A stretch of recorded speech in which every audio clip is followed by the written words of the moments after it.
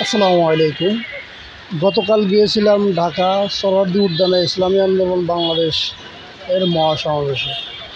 যাওয়ার পরে যেসব দৃশ্য দেখেছি তাতে মনে হচ্ছে যে ইসলামী আন্দোলন বাংলাদেশের নেতাকর্মীরা কত সুন্দর শৃঙ্খলা তারই এর বহিঃপ্রকাশ।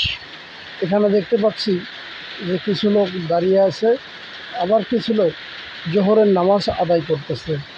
সামনের দিকে এগোতে থাকে, দেখতে থাকুন আমাদের এই ভিডিও। দেখুন, ইসলামী আন্দোলন বাংলাদেশের নেতাকর্মীরা যে কোনো পরিস্থিতিতেই যে কোনো জায়গায় আল্লাহ তাআলার ইবাদত করার জন্য মশগুল হয়ে পড়ে। এরপরে বেরিয়ে গেলাম রমনা পার্ক থেকে। বেরিয়ে এখন আমি যাচ্ছি কাকরাইল মোড়ের দিকে।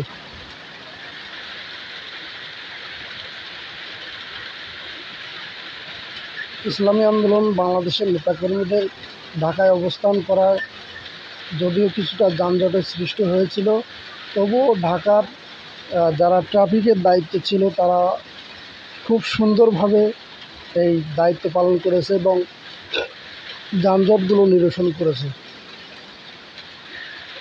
এখন আমি যাচ্ছি কাকরাইল মসজিদের দিকে, ওখানে গিয়ে আমি নামাজ পড়ব।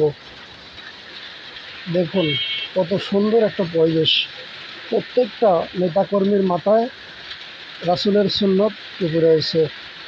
এরকম দৃশ্য অন্য কোনো ইসলামিক সংগঠনের দলে গিয়ে যদি আপনি দেখতে পান তাহলে আবার বুঝবেন।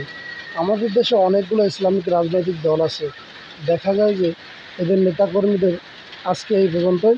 আসসালামু আলাইকুম রহমতুল্লাহ।